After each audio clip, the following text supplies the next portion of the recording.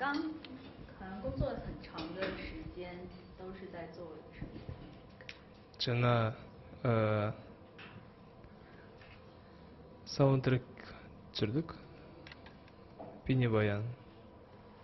Бұйырса алдағы уақытта назарларыңызға ұсынатын боламыз. Көңілдеріңізден шығады деп ойлаймыз. Барынша жұмыс жасадық бүгін. 其实这段时间已经很忙了，因为还在准备歌手的这些，然后现在还在进行另外一项工作。是不是这段时间一直就是还挺忙的？ қарбаласпын деп айта алмаймын.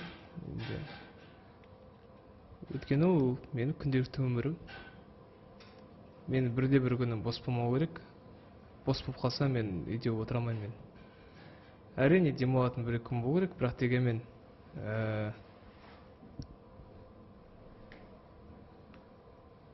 бір күн жұмыс жасап, екі күн демалып, бір күн жұмыс жасап, екі күн демалып жүретін жандардың қатарына емеспін мен. Басқа жұмыс болса бәлкім ұнатпаған болар ма едім, бірақ творчество, сахна, көрермендер ол мені одан әрі шабыттандырады. 刚刚也看到李玛姬用中文录了那个 ID， 然后就觉得中文对他来讲好像也还蛮有难度的。现在最近他有没有一些那个就是说的比较溜的中文？ 매워. Қытай тілі әрине ең қиын, ең бай тілдердің бірі. Және де Қытай тілін үйреніп алсам, меңгеріп алсам, өте қуанышты болар едім. Өйткені қазір барлық творчеством енді Қытай мемлекетінен басталып жатыр.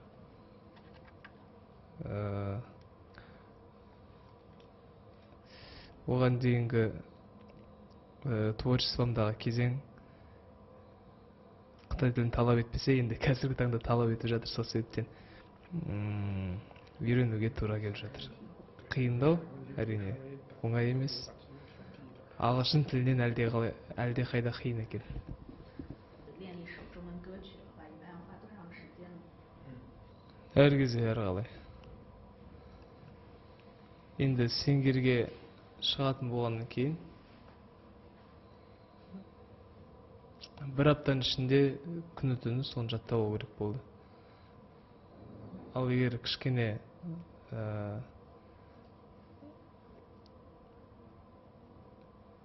еркіндік болғанда, енді сахнаға алып шығатын дүние емес, саундтрек болғанда әрине бір аптадан көп уақыт бересің. Аз дегенде бір 2 апта қатарынан жаттауға мүмкіншілігім болады. Ал енді 5-6 күн ішінде, бір аптаның ішінде сеңгерге шығаратындай бір жағдай болып тұрғанда, күні түні соны ойлап жүресің. 有人觉得学语言好像就是学到做梦的时候都可能会讲那个中文，他会不会说就是也学到那种神经紧张的时候？ түсімде көре алатын болсам, мен түсімде көрген болар едім де, көбірек есімде қалатын еді сол кезде ұйықтап жатқанда да. Ал түсімде көрмеппін енді. Бірақ ұйқыдан тұрғаннан жатып қалғанша дейін ойлайтыным, мысалы Чуйнон әнін жаттаған кезде біраз қиналдым енді. Және де кеше мама туралы ән Ханхон әпкеміздің репертуарынан тамаша әнші, тамаша ән, керемет әншінің репертуарынан ән орындау өте қиын. Сол себептен барынша тырыстым. Сөзіне ерекше мән беруге тырыстым. Бірақ енді басқа адамдар үшін, Қытай тілін білетін адамдар үшін ол белгілі бір сөз мағынасы бар болса, мен үшін әннің толықтай мағынасын білемін де, бірақ та дегенмен әрбір сөздерді жаттау қиынға соғады. Өйткені мен үшін ол әріптердің жиынтығы болды. Енді біраз қиындау болды, сөздің шыны керек. Осы сәтті пайдаланып рахмет айтқым келеді. Ханхон әпкемізге үлкен рахмет айтқым келеді. Жаңағыда өздеріңіз көрген болсаңыздар, байқаудың басында телефон шалып, бәріңіз ол кісіні былтырғы жеңімпаз екенін бәріңіз де білесіздер. Сеңгер жобасының жасы менен үлкен болса да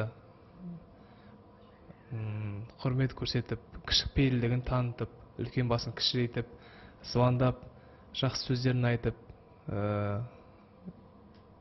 қанат бітіріп, шабыттандырып, ақ тілегін тілеп сөйтіп жатты. Мен өте қатты қуанып қалдым, өйткені ол кісінің творчествосын өте қатты жоғары бағалаймын, өте жақсы көретін едім. Енді кезекте тамаша адами қасиеттері бар екеніне де көзім жетті. Сол себептен үлкен рахмет етемін. 像天亮了，还有那个邱意浓这些作品是迪玛希自己选出来的呢，还是有参考谁的意见？ өзім таңдадым. Негізінде осы уақытқа дейін мен қандай ән айтқым келеді, өзім білемін оны. Ешкім келіп мына әнді айтасың болды деп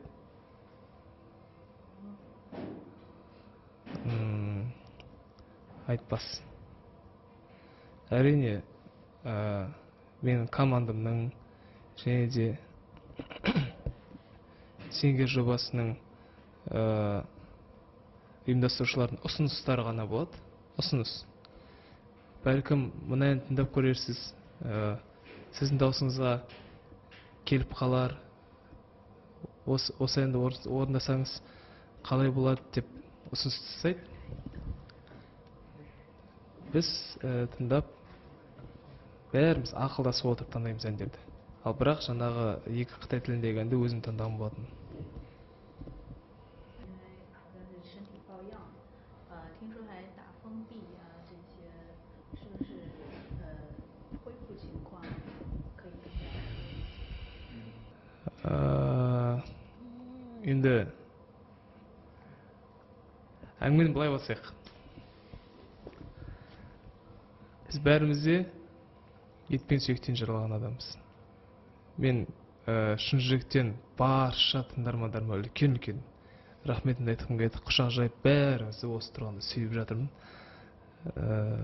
Сіздердің осы алаңдауларыңызды көріп, өзім қобалжып кеттім. Сіздердің осылайына қатты жүректеріңізге қабылдап жатқандарыңыз.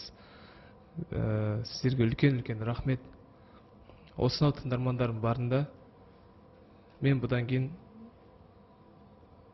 барынша ауырмауға тырысатын боламын. Әрине, Қытай халқының, Қытай елінің ауа райы қазақ баласына шамалы жат. Оның үстіне бәріміз де адам болғаннан кейін суық тиіп қалады. Қатты салқын тиеді. Қатты бір суық тигені енді рас. Даусым шықпай қалып, ондай болған. Бірақ сол күні кешке байқау болатын еді. Таңертеңгісін тұрсам, даусым әлі жоқ. Сол байқауға бір күн қалғанда қатты суық тиіп, қатты температура теріп, температурам, ыстығым көтеріліп ауырып қалдым. Ал кешке байқау болатын болғаннан кейін амалсыздан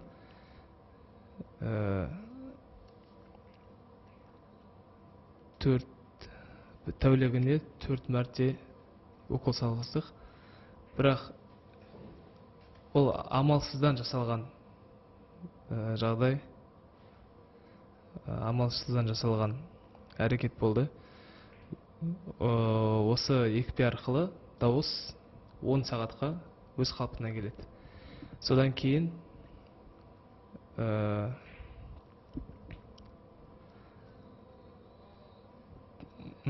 адамның ауырғаны әлі, ол ауырғанды емдеп жіберетін нәрсе емес, тек 10 сағатқа ғана қалпына келтіреді, белгілі бір концертке шығу үшін. Сондай әрекетке баруға бел будық. Енді қазір таңда маған айтқаны сол 3 апта көлемінде дауыс қалпына жайлап келетін болады деп айтты. Мен әлі сол 3 аптамды күтіп жүрмін. Ал бірақ та осы уақытқа дейінгі мен неге сахнаға шықты десеңіздер, мен ауырып тұрсам да фонограмма қосып қойып айтқым келмейді. Ауырып тұрсам да халықтың алдында барынша шынайы бет-бейнемді көрсеткім келеді. Бірақ енді сіздер оны қатты жүректеріңізге қабылдапсыздар.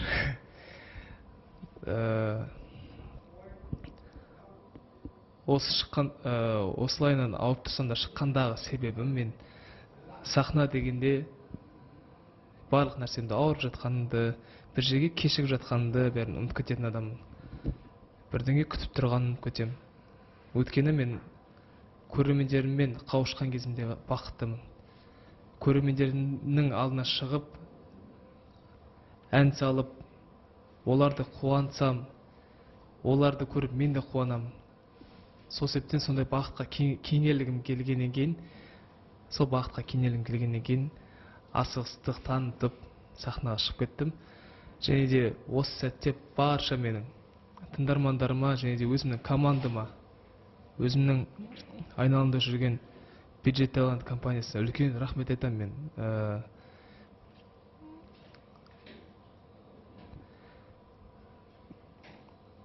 Алды-артыма қаратқызбай, бір қарасам бұлай келіп тәрі әкеп береді, бір қарасам бұлай келіп жағдайымды қарап жатады. Барша ынтасымен мені демеп, ауырған кезімде жанымнан табылды. Бірақ досы көпті дау алмайды дейді. Апамыз деген досым бар, жан досым, өте тамаша жігіт. Ауырғанымда жанымнан табылды. Енді әлі күнге дейін емделіп келе жатырмын. Бәрі жақсы, уайымдамаңыздар. Дұрыстап келе жатыр. 但是之前一直以来那个成绩都特别好，然后稍微有一点点的下坡了以后，会不会有一些紧张，或者说有一定的心理压力？ енді бірде бұлай болып жатады ғой.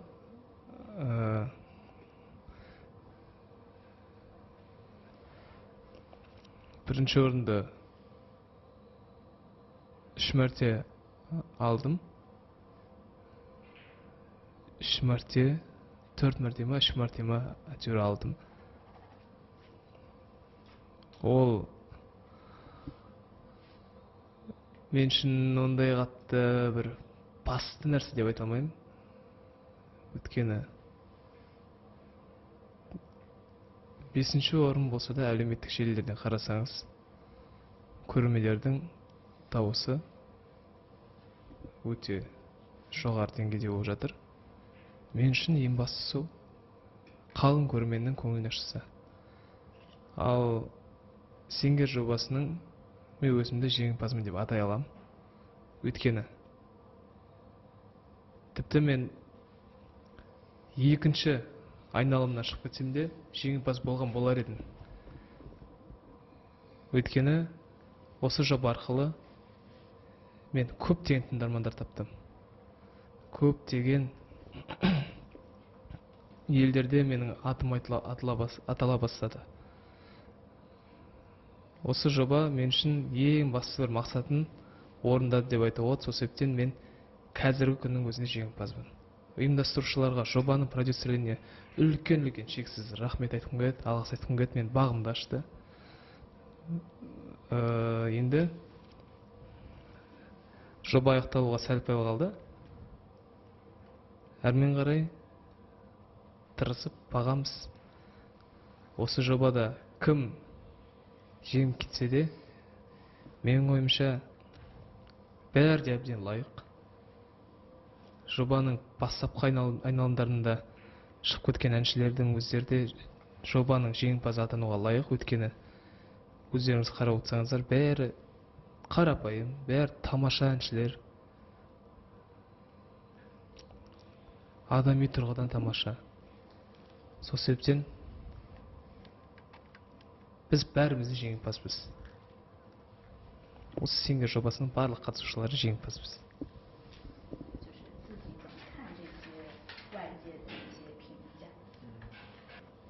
Өте керемет қараймын.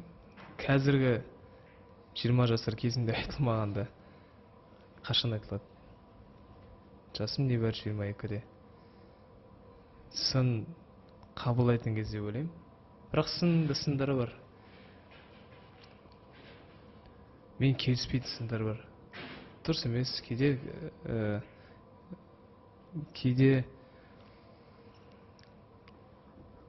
орнымен дұрыс айтылған сындар болады, кейде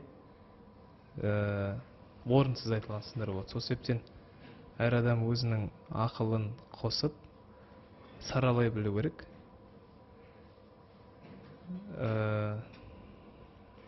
Егерде халық айтып жатса, қалып айтпайды. Бәлкім сындар айтылған болар. Бәлкім. Мен оған ешқандай да қарсылық білдірмеймін. Әрине, барынша сезіммен айтуға тырысамын.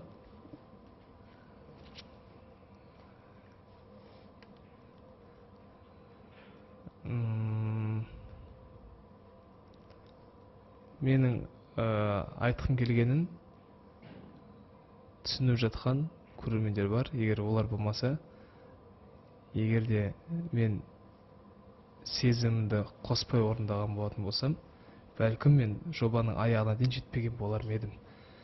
Осында ойлам қарауға болады. 其实这是第一次参加中国的一个竞技类的音乐节目，相比之下有自己就范希自己觉得和其他的比赛有些什么不一样的地方吗？ әрбір байқау тіпті әрбір байқау емес, әр сахнада өнер көрсету менің жасымда маған тәжірибе болып жиналады. Ең алдымен I'm Singer жобасы басқа байқауларға қарағанда ерекшелігі оның ұзақтығы. Оның өту мерзімі 2-3-4 кезеңнен емес, 10-нан астам кезеңнен тұрады. Және де мен үшін ең қиынға соққаны ол әрине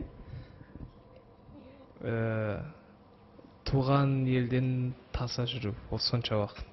Мен ең алғашқы өмірімде осынша уақыт туған елден аттап, қалай айтсам болады, басқа елде осынша ұзақ уақыт жүрген екенмін. Маған сәл емес енді, біраз қиындау болды басында. Әлі күнге дейін үйренісіп қалсам да, үйдегілер не істеп жатыр екен, Астанада жүргенде қалай болатын еді деп сөйтіп ойлаймын.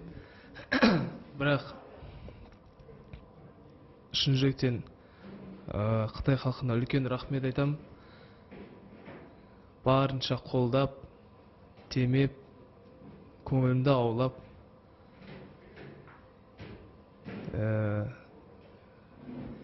тіпті маған арнайы ас мәзірін дайындап әрқашанда.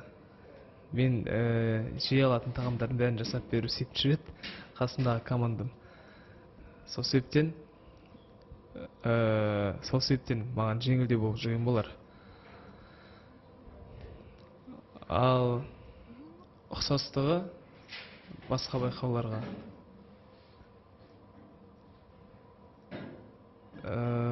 менің ойымша кәсібилігі әншілердің. Тіпті Бұл Сингер жобасының қатысушылары бұрыннан бері келе жатқан танымал әншілер. Сол себептен мен үшін үлкен бақыт осынау. Үлкен жобада бой көрсетіп, үлкен әншілермен бірге жарысу мен үшін үлкен бір белес болды, арман болды, және де бақыт. Сол себептен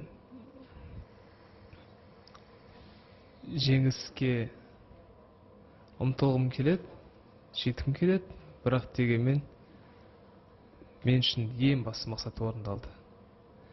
Кәсіби тұрғыда мен әрине шыңдалып жатырмын. Әрине жаңа достар таптым. Білімім практикалық тұрғыдан өсіп жатыр. Сол себептен осы жобаға қатысқалы мен тек жақсы эмоцияларға бөленіп жүрмін. Өйткені мен өзімді дамытып жатырмын, тыңдармандарын жинап жатырмын, жаңа достармен танысып жатырмын, жаңа тәжірибе алып жатырмын. Өзіме не керектің бәрін осы жоба арқылы алып жатырмын. Өзімнің сүйікті әншілермен таныстым. Өзімнің сүйікті актерлармен танысып жатырмын. Сол себептен рахмет айтудан басқа қазір аузыма түк түспей тұр.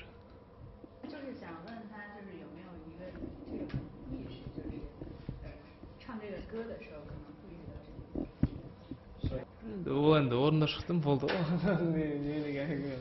Чуйнон туралы айтайықшы деп.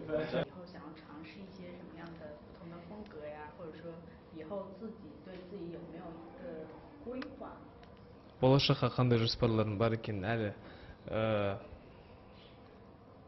айтқым келмейді, өйткені біз қазақ халқы ырымшыл халықпыз. Мен ырымға өте қатты сенбегенмен бәлкім деп тұрмын да іште айтпай қояйын. Сол себептен әзірге оны уақыт көрсетер шығар сіздерге. Бірақ жақсы жаңалықтармен қуантамын. Күштілеп тұрып бір қуантамын. Ал әрине Қытай халқы осынау үлкен көрермендер аудиториясын жинап бергеннен кейін мен міндетті түрде жұмысымды Қытай елінде де жалғастыратын боламын. Өйткені мен білем, бұл шыңға жету, бұл сахнаның төріне шығу, ол оңай болған жоқ. Осынау көрермендерді жинағаннан кейін мен сол кісілер үшін жұмыс жасау керекпін. Сол кісілердің көңілінен шығу үшін ренжете алмау үшін барымды салу керекпін. Өйткені ол екінің бірінің қолынан келе бермейтін жұмыс, екінің бірінің басына бұйырмайтын бақ. Осы Сингер жобасына қатысқанша мен біраз еңбектендім. Біраз жылдар болды жасаған. Біраз сахналарға шығуға тура келді. Біраз байқауларға бардық. Біраз қобалжу кездерінде басына өткіздік. Сол себептен осы күнге жеткеніме шүкіршілік айта отырып, көрермендерім үшін жұмыс жасай беруден тайынбау керекпін деп ойлаймын. Байланыс жағына келетін болсақ, ең алдымен ол кісіден үйренгенім ол сөзбен айтып жеткізуге қиын адами қасиеттері, қарапайымдылықтары. Мен таңғалғаным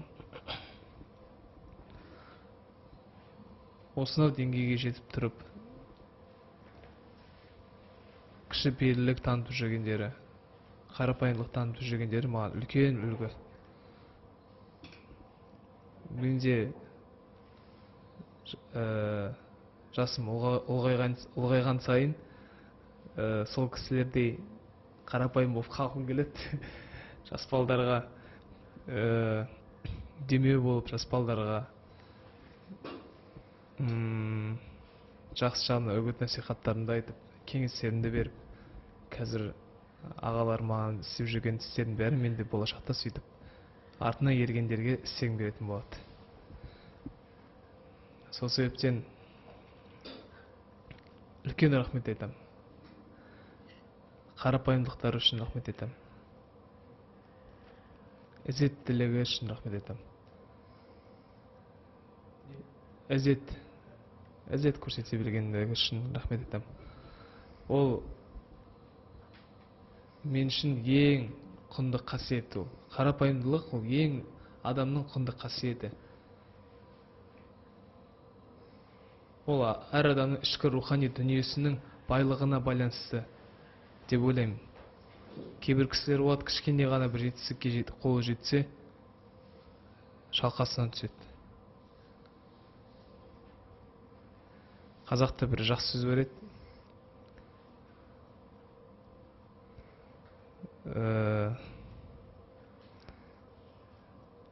Әттеңіне есіме келмей тұр осы жерде.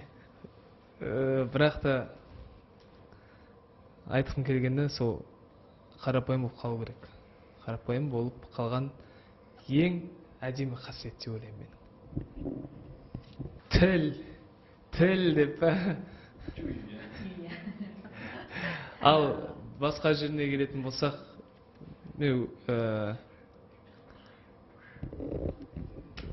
ешқандай да бір үйрене салмай жүрген жерінде айта алмаймын. Өйткені қай жерге бармайын,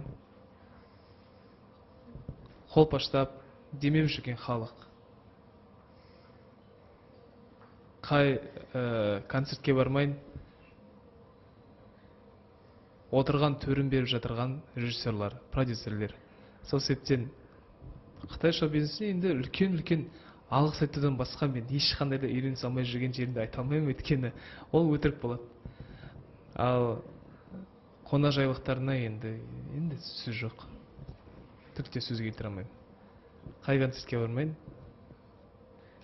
бәрі жылы шыраймен, қонақжайлықпен, көрермендерін айтсаңыздар, енді көрермендерге енді сөзбен жеткізе алмаймын мен қазір. Бәрі тамаша, бәрі керемет. Айың болып тудың ба, күнім болып тудың ба, ата жолын қудың ба, әке жолын қудың ба, бұл өмірге келген соң сұрауы бар судың да. Қайырлы түн. 谢谢。